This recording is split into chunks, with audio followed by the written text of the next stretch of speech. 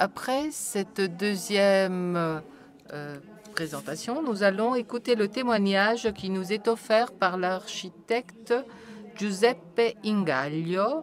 Le titre, le parcours du patrimoine culturel de la province des frères capucins mineurs, les frères mineurs capucins de Syracuse. C'est un projet de la province capucine. À vous la parole.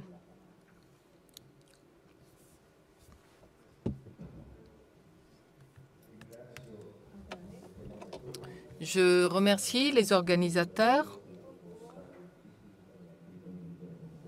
de m'avoir accepté la proposition. On entend mal. Alors, voilà. La diffusion d'un monastère capucin en Sicile est actuellement organisée comme un héritage des siècles précédents en 3 provinces religieuses, Palerme, Messine et Syracuse. Elles suivent la subdivision historique de l'île en 3 vallées au centre de la Méditerranée, Val di Mazzara, Val d'Emone et Val di Noto.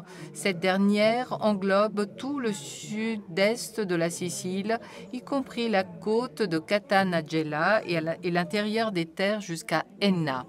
Cette dernière vallée comprend la province de Syracuse, où 8 des 38 couvents fondés au cours des siècles sont encore actifs. La fermeture de différents couvents a permis de sécuriser le patrimoine culturel qui, malgré les suppressions, est heureusement resté dans de nombreux cas, la propriété des religieux. Les supérieurs qui se sont succédés à la tête de la province ont entretenu ce patrimoine en fonction des types d'objets spécifiques, tout en respectant la provenance, les thèmes, les répertoires et, enfin, et surtout, l'exercice et la fonction des biens eux-mêmes. Ainsi, 3 collections ont été créées. Le patrimoine bibliographique et archivistique, qui a été transféré à la curie provinciale de Syracuse, tandis que le patrimoine artistique a été recueilli à Caltagirone. Ici, la pleine disponibilité des grandes salles du couvent de Caltagirone par les religieux a permis de déposer les objets, de les organiser dans les années 70 pour une exposition utilisable de toute façon et de maintenir la mémoire de leur provenance. Vous avez parlé de la traçabilité des biens.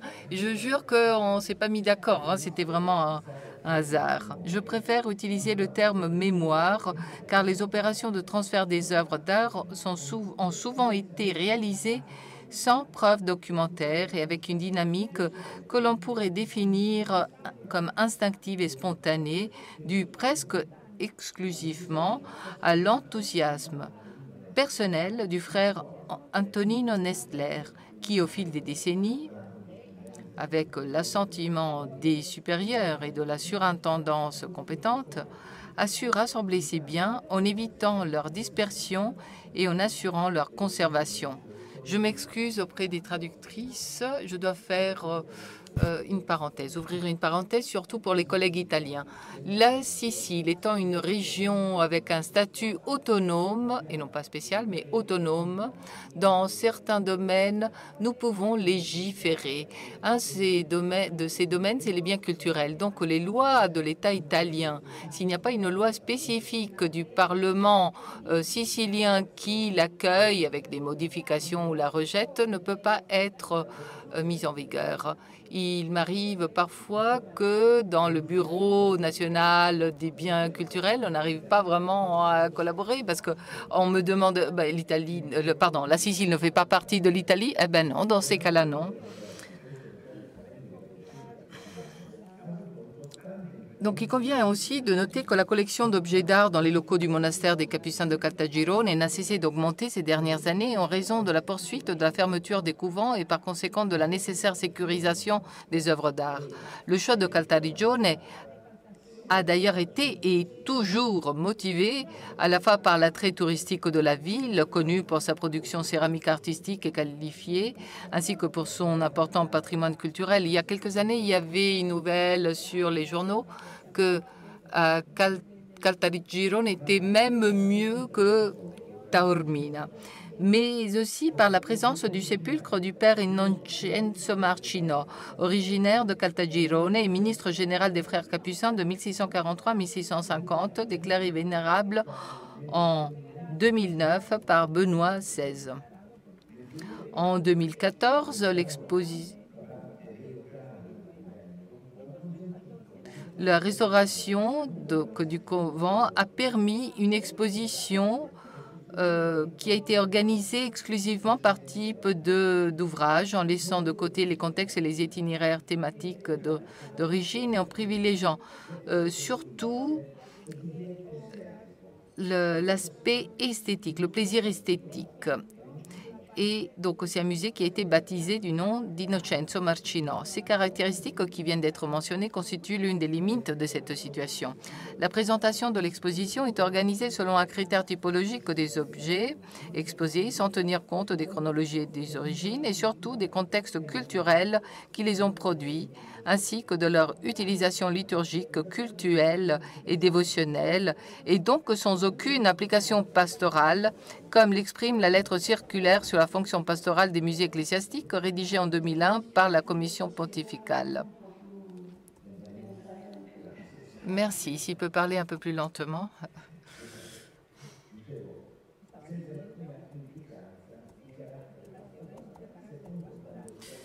Donc, sans implication pastorale, comme l'exprime la lettre circulaire sur la fonction pastorale des musées ecclésiastiques rédigée en 2001 par la Commission pontificale pour le patrimoine culturel de l'Église.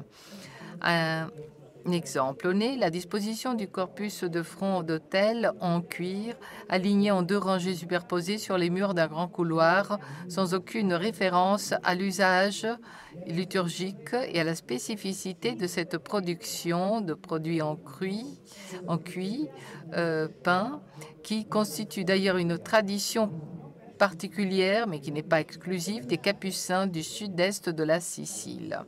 De même, les peintures et les sculptures sont réparties dans les salles, presque comme si elles meublaient une pièce domestique. En outre, à la différence des archives et de la bibliothèque provinciale, comme dit tout à l'heure, où a été rassemblé le patrimoine livresque et archivistique des différents monastères de la province, et dans les index respectifs ont été compilés. Pour le musée provincial de Caltagirone, il n'existe pas de catalogue ou de répertoire systématique, si ce n'est une forme partielle d'inventaire plus ou moins cohérent, et même on n'a jamais rédigé un acte ou un document similaire attestant de la création du musée. Tout cela, y compris la gestion, était et demeure aujourd'hui encore dans la condition de spontanéité que l'on pourrait oser définir comme celle d'un collectionneur amateur. Malheureusement, c'est récurrent dans les petites réalités ecclésiastiques, et peut-être même pas si petites. Et les exemples ne manquent pas de collections paroissiales, conventuelles et confrériques, avec la prétention d'appeler musée ou trésor une seule pièce dans laquelle ils sont exposés et quelques mirabilia trouvés dans les tiroirs et les armoires. Je parle de la situation sicilienne, mais je pense que c'est quelque chose de courant. Vous avez parlé du vase en grec. Mais parfois, voilà, on a tendance un peu de les exposer comme si on était dans un magasin d'argenterie ou comme si c'était le trousseau de la tante qui est restée vieille fille et qu'on n'a jamais utilisé. Mais malgré cette situation, l'engagement, le zèle et la ténacité de la bonne foi et des pieuses intentions du père Antonino Nestle,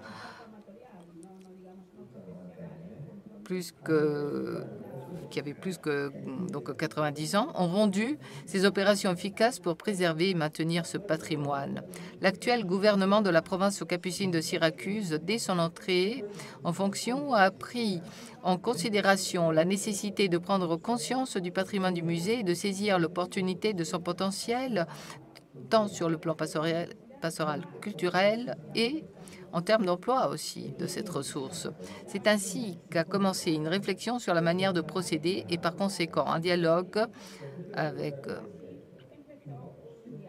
pour esquisser un projet proposé ici, dont la rédaction a été accélérée jusqu'à une rédaction plus définitive grâce à l'occasion de ce colloque.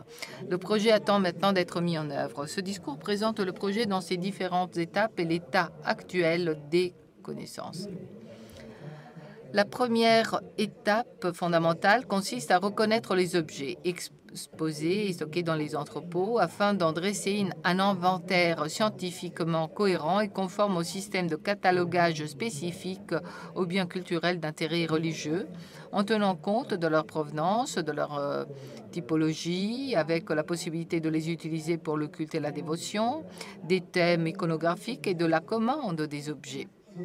Il a été convenu d'utiliser le système et le logiciel CEIOA pour l'inventaire informatisé des biens ecclésiastiques, historiques et artistiques mis à la disposition des instituts religieux par l'Office national des biens culturels ecclésiastiques et des édifices de culte, à la fois parce qu'il est connu et utilisé par les opérateurs et aussi par moi-même aussi, et aussi pour bénéficier des services d'assistance correspondants. Les indications et les informations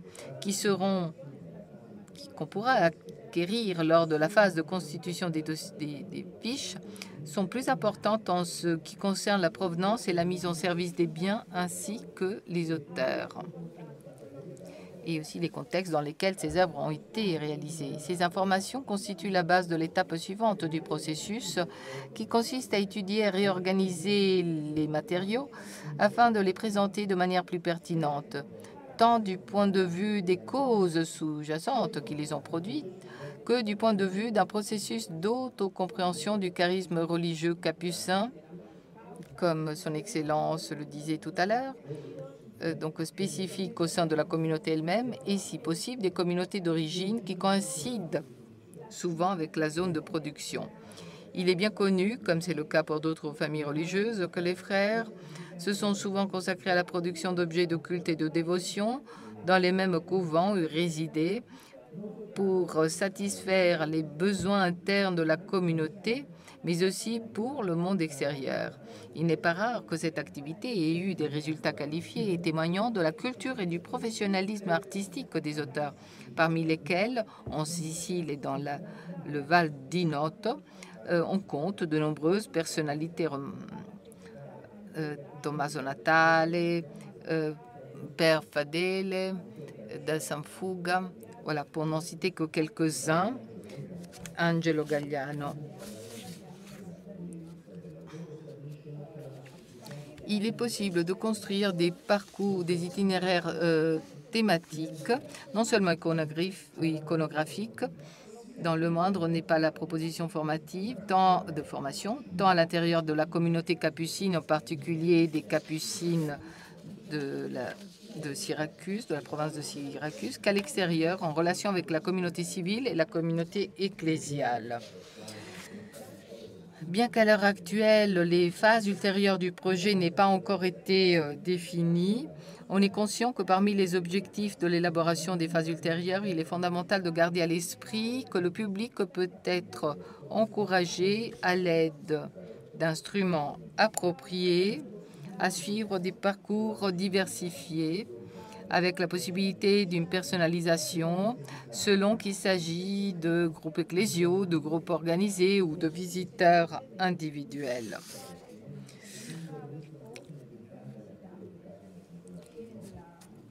Donc, quoi qu'il en soit, une section consacrée à la figure du père Innocenzo Marcino, dont la tombe se trouve dans l'église annexée au monastère, est prévue, ainsi que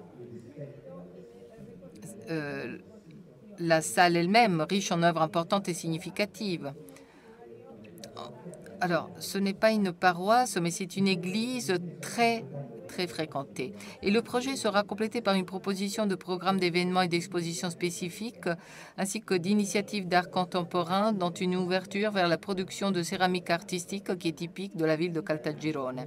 Ces initiatives visent, comme l'ensemble du projet, à une compréhension et une interprétation plus grande et plus cohérente du patrimoine culturel de la province des frères mineurs capucins de Syracuse et de la présence de leur charisme sur le territoire. Mais il s'agit maintenant du développement éventuel du projet, de la gestion future du musée, et nous sommes pleins d'espérance, d'espoir pour tout ce qui nous attend. Merci.